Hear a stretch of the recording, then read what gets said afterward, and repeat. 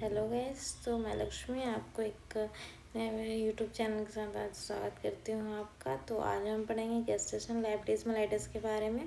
Gestational diabetes mellitus जो रहता है इंक्रीज रहता है आरबीएस ड्यूरिंग द प्रेगनेंसी रहता है। हमारे बॉडी में तो शुगर की मात्रा जो होती है बढ़ जाती है प्रेगनेंसी के टाइम, बोलते हैं उसको गैस्ट्रेशनल डायबिटीज़ मेलाइटिस है, जीडीएम बोला जाता है। ये gestational diabetes mellitus is a glucose intolerant first recognized during pregnancy, usually in second and third trimester में होता है in a woman who did not have diabetes before pregnancy। और ये डायबिटीज़ कभी कभी कंटिन्यू भी हो जाता है आफ्टर द प्रेगनेंसी, और आफ्टर डिलीवरी के बाद ये रिजॉल्व भी हो जाता है। ये डिपेंड करता है पर्सन टू पर्सन। इसके रिस्क फैक्टर किस में रहते हैं? प्रेगनेंसी रहती है मेनली रहती है 25 नहीं रहता है 35 रहता है। अगर आपकी 35 ईयर्स से ज़्यादा प्रेगनेंसी रहती है, ओबेसिटी है आप में, जिसका आता है बीएमआई रहता है बेसल मेटाबॉलिक इंडेक्स जो रहता है वो 30 से ऊपर रहता है, तब रहता है। फैमिली हिस्ट्री है डायबिटीज़ की, या किसी अगर सेकेंड प्रेगनेंसी है तो फर्स्ट प्रेगनेंसी में हुआ तो प्रीवियस बेबी जो उसका वेट रहता है 4 ग्राम से ज़्यादा है, मैक्रोसोमनिया है तो प्रीवियस रहता है, अनएक्सप्लेन रहता है, स्टिल बर्थ हो गया है उसको बोला जाता है। यहाँ पे अब रहता है पॉलीसिस्टिक रहता है, ओवरी डिसीज है, किसी को पीसीओडी है, मल्टीपल प्रेगनेंसी हिस्ट्री ऑफ रहता है, रिकरेंट अबॉर्शन है। तो ये सब चीज़ों में आपको गेस्टेशनल डायबिटीज मेलाइटिस देखने को मिलेगा। ठीक है, तो इसमें अगर हम पैथोफिजियोलॉजी की बात करते हैं तो जब हम प्रेग्नेंट होते हैं तो हमारे बॉडी में प्लेसेंटा डेवलप होती है। प्लेसेंटा से बहुत सारे हार्मोन्स होते हैं, सिक्रेट होते हैं। तो क्या करते हैं वो हार्मोन्स इंक्रीज कर देते हैं इंसुलिन के रेसिस्टेंस को। हमारी बॉडी जो होती है इंसुलिन को ऑब्जॉर्ब नहीं कर पाती है। जैसे ह्यूमन प्लेसेंटा लैक्टोजन रहता है, एस्ट्रोजन, प्रोजेस्टेरोन, कॉर्टिसोल और ग्रोथ हार्मोन्स रहते हैं। ठीक है, उसके बाद क्या बोलते हैं हमारी बॉडी को रेसिस्टेंस बना देता है कि हम हमारे अंदर इंसुलिन नहीं ले पाते हैं। फिर पैनक्रियाज जो होता है ग्लूकोज इंसुलिन रेसिस्टेंस हो जाता है। फिर इनफ जो होता है और फिर और पैनक्रियाज भी हार्मोन्स की वजह से होता है, इंसुलिन प्रोड्यूस नहीं कर पाता अच्छे से, उसके वजह से मैटरनल हाइपोग्लाइसीमिया हो जाता है, मतलब सॉरी हाइपरग्लाइसीमिया हो जाता है।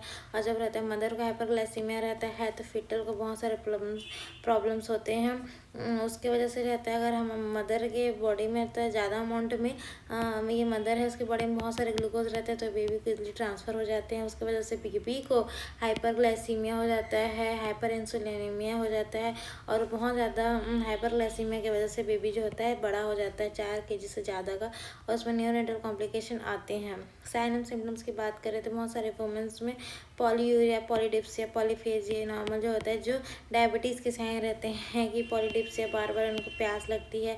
फिर उसके बाद होता है फ्रिक्वेंट यूरिनेशन होता है, उनका जो हंगर रहता है, पॉलीफेजिया रहता है वो बढ़ जाता है, वो बहुत ज़्यादा फटीक हो जाती है, और उनको बहुत ज़्यादा जल्दी जो होता है यूरिन ट्रैक रहता है इन्फेक्शन हो जाता है, और होता है वजाइनल रहता है कैंडिडेसिस हो जाती है, और जो बेबी जो होता है लार्ज फॉर होता है गेस्टेशनल एज हो जाता है, फिर मैक्रो सोमनिया हो जाता है उसको। ठीक है, बेबी का जो वेट रहता है वो 4 केजी से ज़्यादा का रहता है, बड़ा रहता है। इसमें इस केस में क्या रहता है नॉर्मल डिलीवरी होना थोड़ा कॉम्प्लिकेटेड हो जाता है, बाकी जो होता है सिजेरियन डिलीवरी होती है।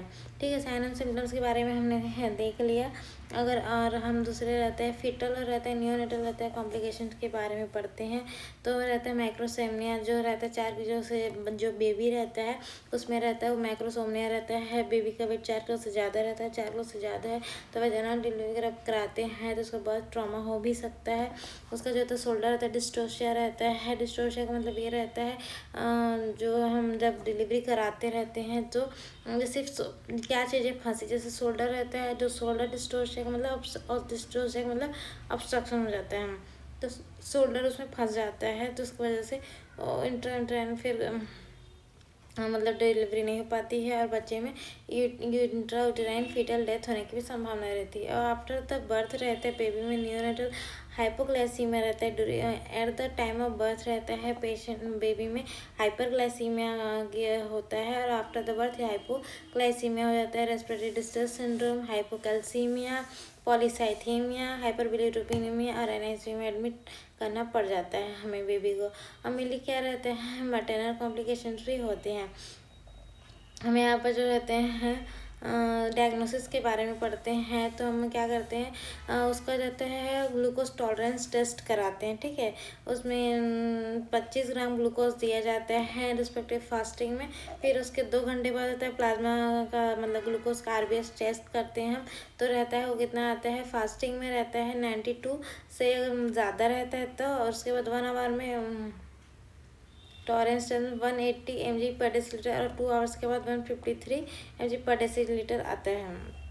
और अगर हम जो होता है फास्टिंग का देखते हैं तो फास्टिंग में नॉर्मल है जो हमारा ये जो होता है ये प्रेगनेंसी के टाइम का रहता है ना, प्लाज्मा ग्लूकोज रहता है आफ्टर 2 आवर्स, नॉर्मल में रहता है 140 से कम रहे। अगर 140 तक आया तो नॉर्मल है, अगर 140 से ज़्यादा आता है तो गेस्टेशनल डायबिटीज, मतलब हम किसी भी मतलब प्रेग्नेंट लेडी है उसको 25-75 ग्राम जो होता है शुगर देते हैं। फिर फास्टिंग टेस्ट का पहले करके रखे रहते हैं, फिर थोड़ी देर 2 आवर्स के बाद फिर उसका जो होता है पोस्ट पेंड्रल वाला टेस्ट करते हैं। ठीक है, ये जो होता है इसे पर अगर और किसी भी लेडी को गेस्टेशनल डायबिटीज मेलाइटस है तो उसका क्या करते हैं, और बहुत सारे मतलब बेबी को रिस्क फैक्टर होने के चांसेस रहते हैं तो फिर स्क्रीनिंग टेस्ट कराए जाते हैं बेबी का। ये 1 आवर 2 आवर्स की बात रहती है, उससे कम होना चाहिए करके, जबकि तुरंत हम उसको खिलाए रहते हैं तो। और उसमें तो मैटरनल कॉम्प्लिकेशन रहते हैं, बेबी को इंक्लेम्सिया प्री-एक्लेम्सिया ये सब चीज़ें हो सकती है। और वही रहती कभी कभी जो होता है लॉन्ग टर्म में क्या रहते जो डायबिटीज़ हुआ रहता है वो रिजॉल्व नहीं होता है। ठीक है, तो ये सब चीज़ें होती है। और हम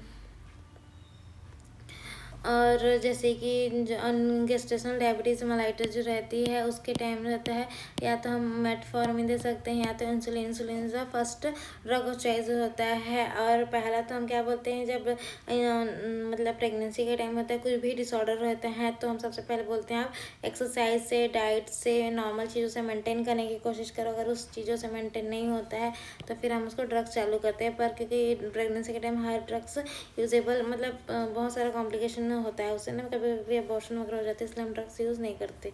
तो इंसुलिन यूज़ करते हैं। उसके बाद रहता है मेटफॉर्मिन टैबलेट रहता है, इसमें रहता है डायबिटीज़ ड्रग में बता दो ग्लिमिपराइड रहता है, मेटफॉर्मिन रहता है, मेटफॉर्मिन एसआर, वोगली रहता है, डापा रहता है, ये सब बहुत सारे ड्रग्स रहते हैं। लेकिन हम क्या होते हैं मेटफॉर्मिन बस यूज़ करते हैं। डिलीवरी तो timing depend on the glucose control और मैटरनल फीटल की कंडीशन पर डिपेंड करता है। वेल कंट्रोल डायबिटीज़ में without complication of can deliver around 39-40 weeks. अगर कॉम्प्लिकेशन रहते हैं तो उसको बहुत जल्दी सीजर करके बेबी को निकाल दिया जाता है।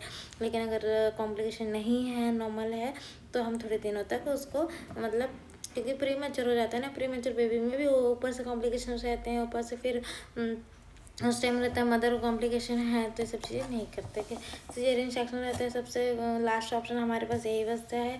फिर पोस्टमार्टम जो केयर रहता है, ब्लड ग्लूकोज रहता है, return to normal after delivery कभी कभी नहीं होता है। फिर से होता है 75-40 ग्लूकोज टॉलरेंस टेस्ट किया जाता है, डायबिटीज़ की स्क्रीनिंग कराई जाती है। ये सब होते हैं डायबिटीज़ मेलाइटस में हमको देखने को मिलता है जब गेस्टेशनल डायबिटीज़ मेलाइटस होता है तब। ठीक है, थैंक यू गाइस।